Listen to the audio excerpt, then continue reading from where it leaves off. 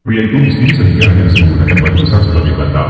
Namun ketika dia ingin beristirahat di batu bantal setelah terluka, tidak disangka tetes darah jatuh menyebabkan batu bantal bersinar dengan cahaya emas yang terang. Langsung masuk ke dalam lautan batin si Yang Kai.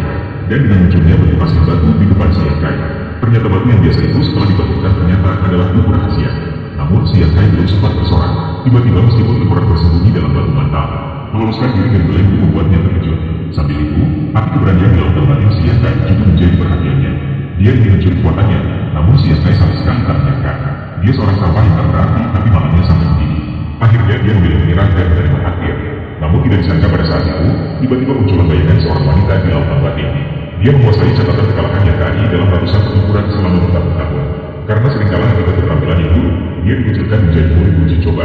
Untuk memastikan tidak dikeluarkan dari sekte saat menjalani uji coba selama 3 tahun. Yang Kai hanya dapat membersihkan sekte sambil belajar pertempuran. Meskipun tidak pernah menang, setiap kali dia bertahan dengan tekad yang teguh. Bertahan hidup dari ambang kematian. Oleh karena itu, kali ini, Yang Kai terinspirasi oleh seorang wanita dan laki-laki menyala dengan semangat perjuangan.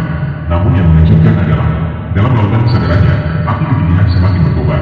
Tubuh emas tiba-tiba merasakan kian mematikan. Mungkin dia tidak bisa memahaminya. Setelah tubuhnya disatukan dengan Yang Kai, kesadaran dirinya juga menjadi bawah kendali Yang Kai. Yang Kai yang tiba-tiba terbangun menyadari ini bukanlah mimpi. Hanya dengan sebuah keinginan, dia bisa mengambil batu misterius itu. Lebih baik menjadi lebih kuat daripada takut dicuri oleh orang lain. Maka mulailah Yang Kai dengan hati-hati mempelajari buku hitam di tangannya. Cepat saja salah satunya adalah metode Jutsu kultivasi tulang bangga yang digunakan untuk melatih tubuh. Secara tiba-tiba membuat Yang Kai terkesima. Ternyata tubuh kekuatan rangka yang baru saja diserapnya adalah langkah pertama dalam membuka metode ini. Dan semua yang tercatat di 7 buku batu ini adalah tentang pelatihan tubuh. Mungkin terkait dengan tingkat pemahaman Yang Kai. Dan metode Jutsu kultivasi tulang bangga ini sulit untuk dilatih. Harus menunggu setengah jam setelah matahari terbit setiap pagi untuk mencapai hasil terbaik dalam melatih. Namun Yang Kai tak pernah menyangka bahwa dia hanya saat pertama kali melatih metode ini telah memahami intuisi energi. Meskipun sibuk berlatih, dia hampir lupa untuk membersihkan lapangan alun-alun. Ketika dia tiba di lapangan alun-alun, saat ada perempuannya yang melihat dari jauh, si Yanisha sama sekali tidak menyangka. Kemarin, meskipun Yang Kai sudah terluka parah, tapi kelihatannya seolah tak apa-apa. Tiba-tiba, semua kereta ruang yang tak terkendali langsung menabrak Yang Kai.